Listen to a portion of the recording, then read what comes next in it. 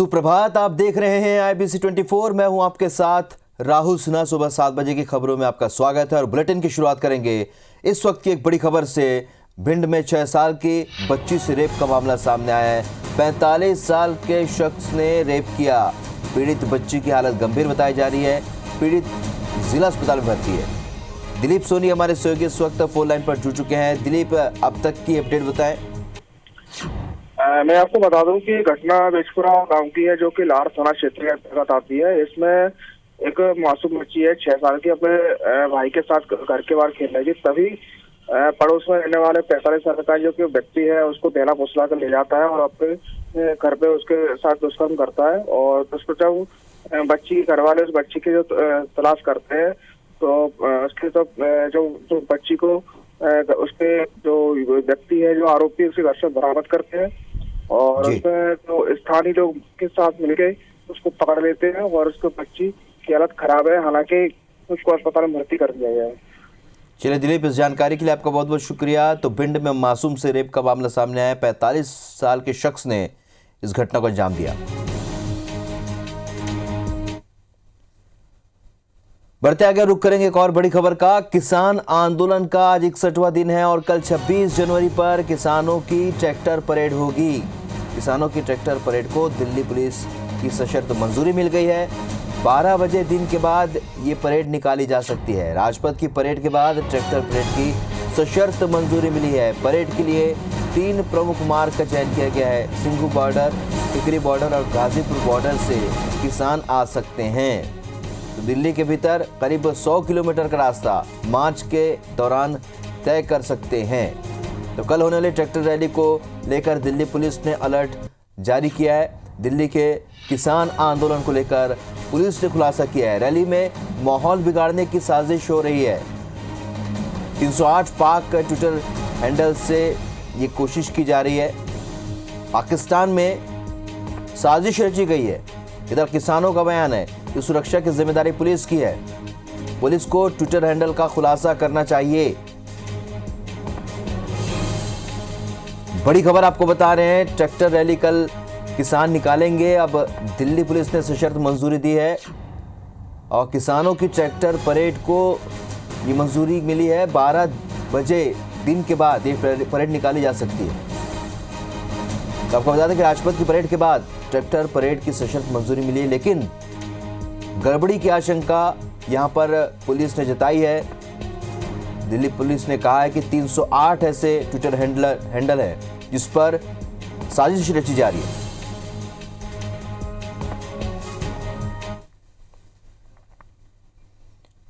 इधर महाराष्ट्र के 21 जिलों के किसान पैदल मार्च कर मुंबई पहुंच रहे हैं। किसान नासिक से भी मुंबई पहुंच रहे हैं। मुंबई में गवर्नर से किसान नेता मुलाकात करेंगे। गवर्नर भगत सिंह कोश्यारी को वो ज्ञापन सौंपेंगे। तो किसान आंदोलन के समर्थन में रैली है। 26 जनवरी को रैली की तैयारी है। उसके पहले महाराष्ट्र से भी किसान पहुंच रहे हैं दिल्ली। महाराष्ट्र के 21 जिलों से किसान दिल्ली पहुंच रहे हैं। तो मुंबई में राज्यपाल से मुलाकात करेंगे। भगत सिंह कोश्यारी राज्यपाल को अपना ज्ञापन सौंपेंगे। तो किसान आंदोलन के समर्थन में देश भर के किसान जुट रहे हैं। महाराष्ट्र के किसान भी दिल्ली पहुंच रहे हैं।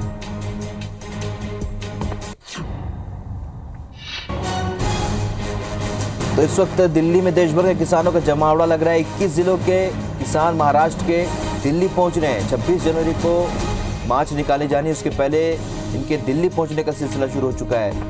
उससे पहले वो मुंबई के राज्यपाल भगत सिंह कोश्यारी को ज्ञापन भी सौंपेंगे।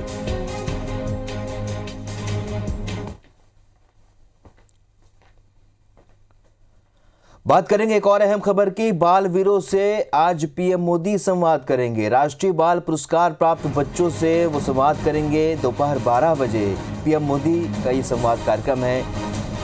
तो बता दें कि वीडियो कॉन्फ्रेंसिंग के जरिए पीएम मोदी जुड़ेंगे।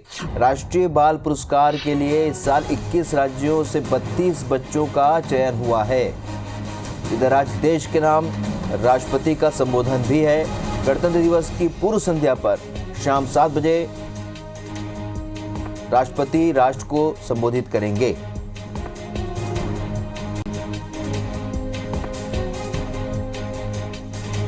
तो 12 बजे पीएम मोदी देश में राष्ट्रीय बाल पुरस्कार में चयनित बच्चों के साथ संवाद करेंगे।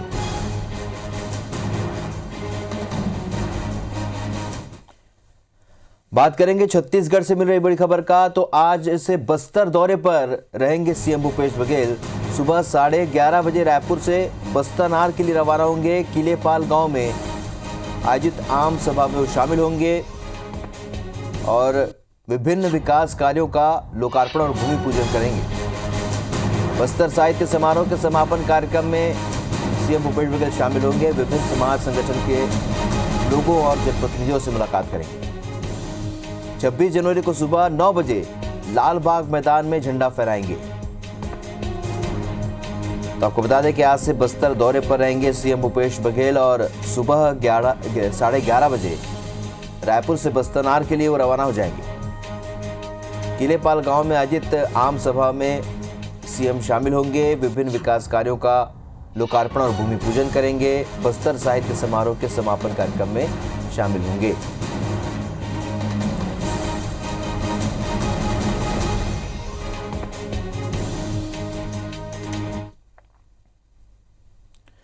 बढ़ते आगे, मुख्यमंत्री भूपेश बघेल गणतंत्र दिवस पर ध्वजारोहण जगदलपुर में करेंगे। मुख्यमंत्री के दौरे को ध्यान में रखते हुए पुलिस ने सुरक्षा के कड़े इंतजाम किए हैं। सीएम ध्वजारोहण के साथ परेड की सलामी भी लेंगे, इसलिए परेड मैदान में पिछले सप्ताह भर से कड़ी सुरक्षा है।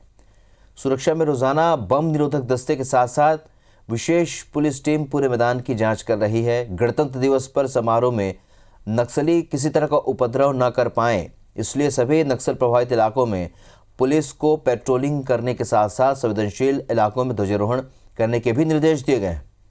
कोरोना के चलते समारोह में सांस्कृतिक कार्यक्रम और बच्चों को शामिल नहीं किया जा रहा है।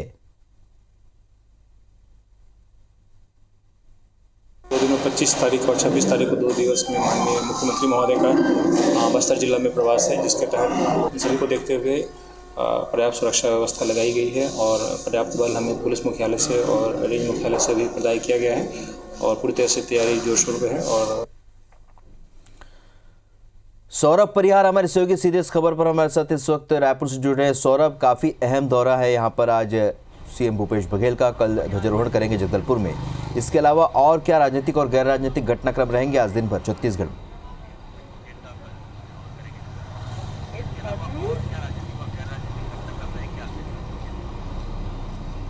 बिल्कुल, देखिए, मुख्यमंत्री भूपेश बघेल आज से 3 दिवसीय जो है बस्तर संभाग के दौरे पर रहेंगे।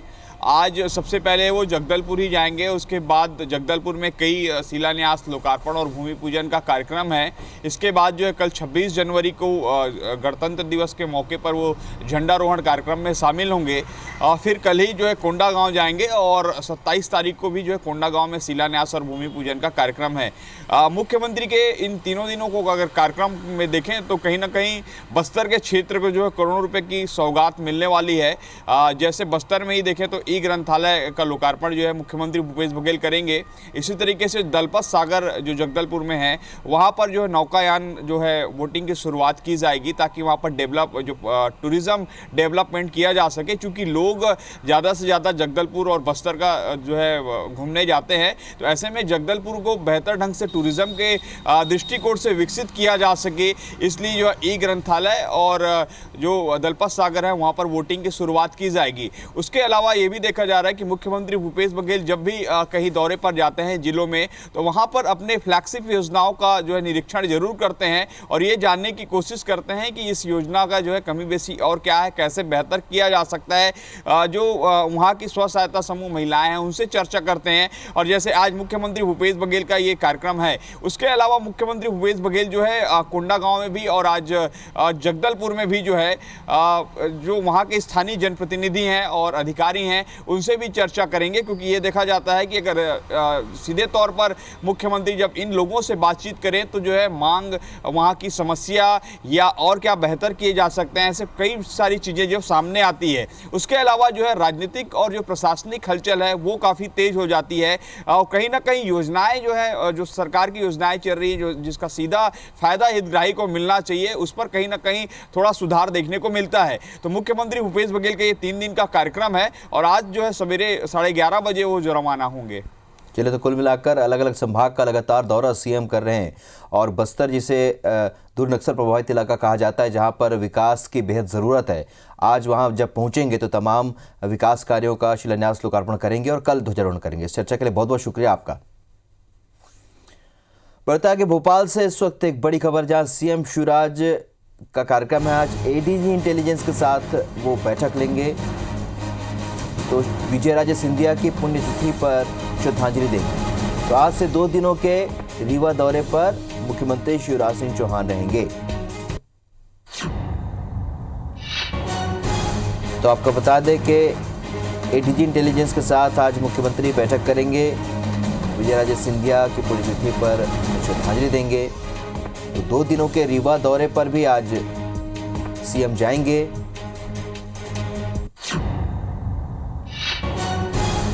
तो एडीजी इंटेलिजेंस के साथ बैठक लेंगे, क्योंकि बीते कुछ दिनों में लगातार आपराधिक घटनाएं मध्य प्रदेश में बढ़ी हैं, इसलिए प्रशासनिक कसावट, पुलिस और कानून की कसावट के लिए लगातार सीएम दावा करते रहे।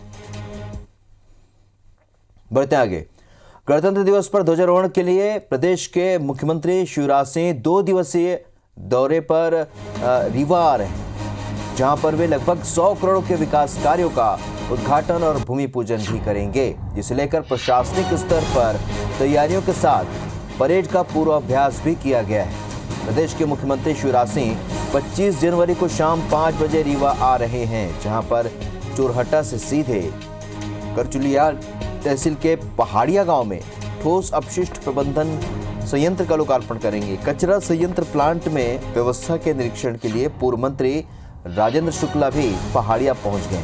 इसके अलावा सीएम के आगमन के पहले प्रशासनिक स्तर पर तमाम तैयारियां पूरी कर ली गई हैं। सीएम के दौरे पर कलेक्टर ने तमाम व्यवस्थाओं पर अधिकारियों से चर्चा की है।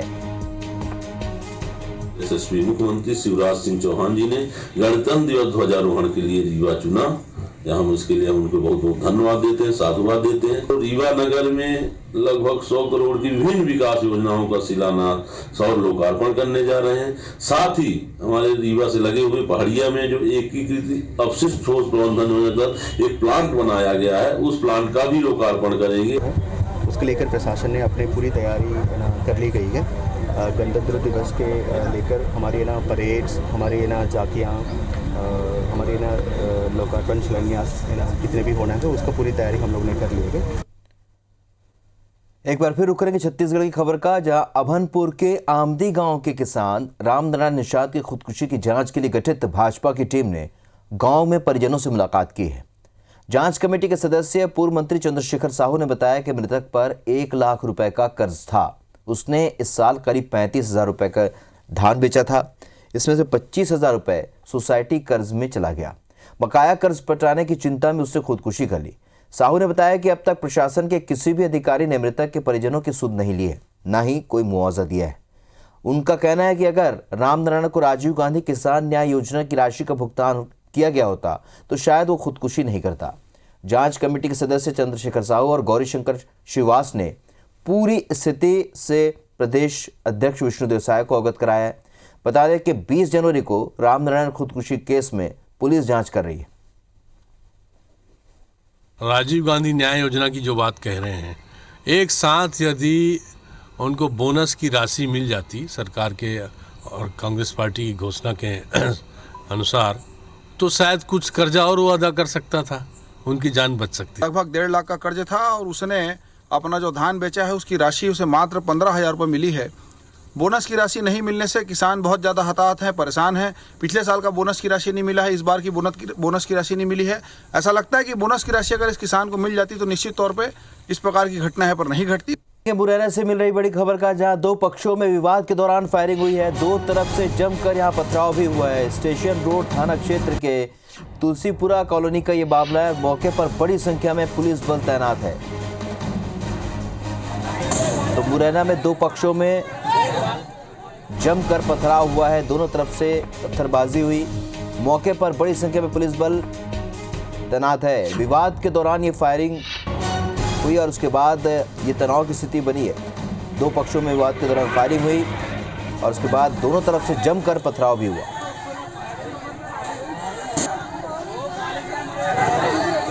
सत्येंद्र सिंह हमारे सहयोगी इस वक्त फोन लाइन पर जुड़े। सत्येंद्र, जिस तरीके से तस्वीरें देख रहे, काफी तनाव, अभी क्या स्थिति है?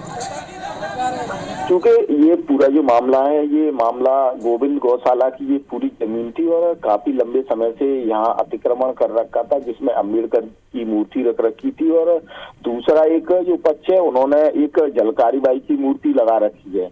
ये दोनों ही जो पक्ष है, इन्होंने गौशाला की जमीन पर अतिक्रमण कर रखा था। काफी पहले भी विवाद रहे थे इस पर। अब ये दोनों पक्षों में ही आपस में विवाद, तनाव है और विवाद चला आ रहा है। चूंकि एक पक्ष कह रहा है कि ये हमारे अम्बेडकर जी का पार्क बनेगा और दूसरा पक्ष कह रहा है कि झलकारी बाई का। तो इसको लेकर इन दोनों पक्षों में तनाव है और पथराव भी हुआ है। हालांकि अभी स्थिति कंट्रोल है। हालांकि पुलिस बिल्कुल पॉर्टरिंग कर रही है। बराबर पुलिस वहां पर सर्चिंग करने में लगी है और चारों तरफ पुलिस खड़ी हुई है पार्क की और सारी व्यवस्था करने में। हालांकि जो आरोपी है वो वहां से सारे भाग निकले थे और इसमें 3 लोग थे जो घायल हुए हैं। उनको जिला अस्पताल ले जाया गया है, जहां पर उनका इलाज चल रहा है। हालांकि अभी स्थिति तनावपूर्ण नहीं कह सकते हैं। हालांकि पुलिस की मुस्तैदी से चारों तरफ पुलिस लगी हुई है, चूंकि कोई बड़ी घटना ना हो जाए।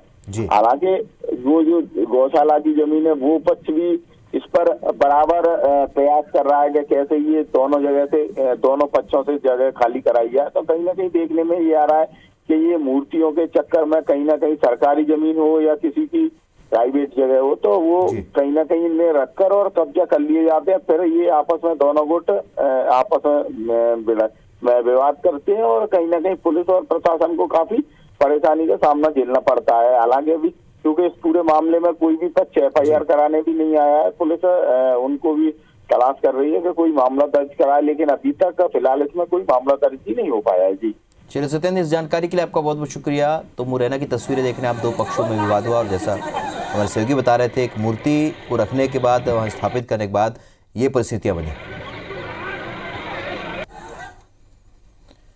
बढ़ते आगे, इंदौर के तुकोगंज पुलिस ने पंजाब बैंक के ब्रांच मैनेजर को नाबालिग लड़की का दुष्कर्म कर उसका वीडियो बनाने और ब्लैकमेलिंग के आरोप में गिरफ्तार किया है। दरअसल नाबालिग के शिकायत पर मोहाली पंजाब बैंक के ब्रांच मैनेजर परमिंदर जामवाल को पुलिस ने इंदौर बुलाकर गिरफ्तार किया है। 53 वर्षीय परमिंदर जामवाल जब पंजाब नेशनल बैंक इंदौर का ब्रांच मैनेजर था, तब पीड़िता की सहेली की मां मैनेजर के घर में काम करते थे, जहां उसे पीड़िता की फोटो हाथ लग गई। उस दौरान मैनेजर ने उस सहेली की मदद से पीड़िता से संपर्क किया और इसके आधार पर उसने पीड़िता से मिलने और साथ घूमने के लिए दबाव बनाया। जब पीड़िता मैनेजर के साथ घूमने के लिए तैयार हो गई, तो उसके बाद पीड़िता को होटल में ले जाकर मैनेजर ने उसके साथ दुष्कर्म किया, उसका वीडियो बना लिया और धमकी भी देने लगा। पीड़िता ने जब ये बात अपनी मां से बताई, तब पुलिस में शिकायत करने पर मैनेजर को गिरफ्तार कर लिया गया। साथ ही पुलिस ने नाबालिग पीड़िता की सहेली को भी गिरफ्तार कर उसे जेल भेज दिया। परविंदर जामवाल हैं, पंजाब नेशनल बैंक मोहाली में चीफ मैनेजर हैं। पूर्व में ये यहाँ पर मैनेजर के रूप में कार्यरत थे, भंवर कुआं में रहते थे। इनके घर पर जो काम करने वाली एक महिला थी, उसकी बच्ची के मार्फत इनकी पीड़िता से दोस्ती हुई थी और उस बच्ची के मार्फत ही इन्होंने उसके साथ अवैध रूप से कृत्य किया है, जिसकी रिपोर्ट हमारे थाने पर दर्ज हुई थी और उसमें इनको कल गिरफ्तार किया। इंदौर में MD ड्रग्स मामले में अंडरवर्ल्ड से जुड़े 2 लोगों को गिरफ्तार किया गया है, जिसमें से एक आरोपी अबू सलेम गैंग का सदस्य रहा है। वहीं एक अन्य आरोपी 1993 में मुंबई में हुए सीरियल बम ब्लास्ट मामले में 5 साल की सजा काट चुका है।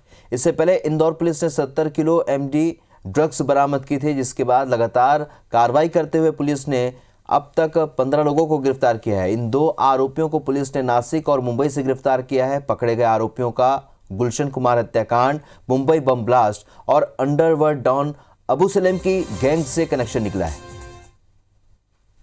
170 करोड़ की बड़ी कार्रवाई की गई थी, जो शायद देश की सबसे बड़ी कार्रवाइयों में से एक थी। और अगर हम देखेंगे तो उस कड़ी में 2 बड़ी गिरफ्तारियां पुलिस ने की है महाराष्ट्र से। एक आरोपी की वह मुख्य तौर पर गुलशन कुमार जो मर्डर केस हुआ था उसमें वो आरोपी था। दूसरा गैंग भी जो है मुख्य तौर पर मुंबई बम ब्लास्ट से जुड़ा हुआ है, उससे भी कई महत्वपूर्ण जानकारियाँ मिली हैं। और पुलिस इस ड्रग्स के बड़े दुष्चक्र, इस बड़े नेटवर्क से जुड़े हुए जो भी लोग हैं वहां तक कार्रवाइयां कर रही है।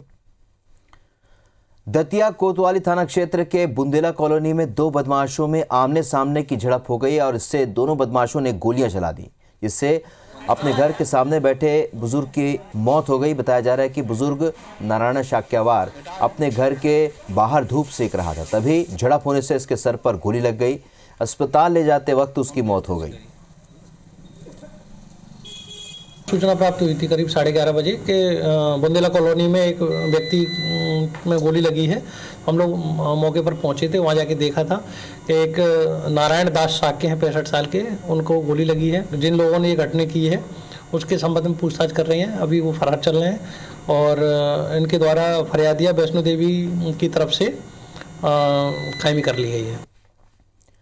बेटियों को अब ना डरने की जरूरत है और ना ही सहने की। अब बदमाशों और मंचलों को मध्य प्रदेश में ऐसी सजा दी जाएगी कि जमाना याद रखेगा। ऐसे लोगों को सिर्फ जेल नहीं भेजा जाएगा, उनका मकान, जमीन और दुकान सब धूल में मिला दिया जाएगा। ये बातें भोपाल के मिंटो हॉल में राष्ट्रीय बालिका दिवस पर सीएम शिवराज सिंह चौहान ने कही। इस मौके पर उन्होंने बच्चों के अधिकारों और जागरूकता के लिए पंख अभियान की शुरुआत की। उन्होंने कहा कि बेटियां, हम आपके लिए एक नया दौर लेकर आएंगे। ऐसे लोगों के खिलाफ खुलकर सामने आएंगे जहां पुलिस में वे शिकायत करें और किसी को भी नहीं छोड़ा जाएगा। हमारी बेटियां हमारी शान हैं, उन्हें परेशान करने वाला या छेड़छाड़ करने वाले समझ लें कि मामा उन्हें मिटा देगा।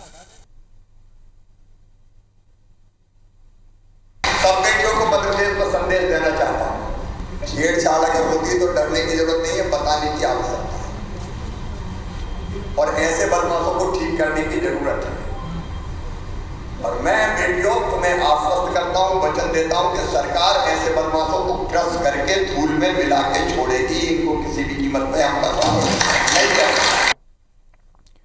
जबलपुर के Netaji Subhash Chandra Bose medical college hostel के छात्रों के बीच बीती रात जमकर विवाद हुआ। इस दौरान हॉस्टल में रहने वाले छात्रों ने एक दूसरे पर जमकर हमला बोला। हॉस्टल में तोड़फोड़ और मारपीट भी हुई। मारपीट में कई छात्र घायल हुए हैं, जिन्हें मेडिकल अस्पताल में दाखिल कराया गया है। मेडिकल प्रबंधन और छात्रों ने इस पूरी घटना को छिपाने का भरसक प्रयास किया। इन लोगों का एनुअल फंक्शन था शाम 5 बजे से 10 बजे के बीच में। उस फंक्शन के बाद में हॉस्टल क्रमांक 2 और 3 के छात्रों के बीच में आपसी विवाद रात में करीब 12-1 बजे के बाद हुआ है। आपसी में अब किस बात पे विवाद हुआ है, जब ये रिपोर्ट करने आते हैं तब हम कर। सुबह 7 बजे की खबरों फिलहाल इतने, लेकिन ताज़ा अपडेट के लिए आप बने रहिए एप्स 24 के साथ और आगे देखिए हमर बानी हमर गोट। नमस्कार।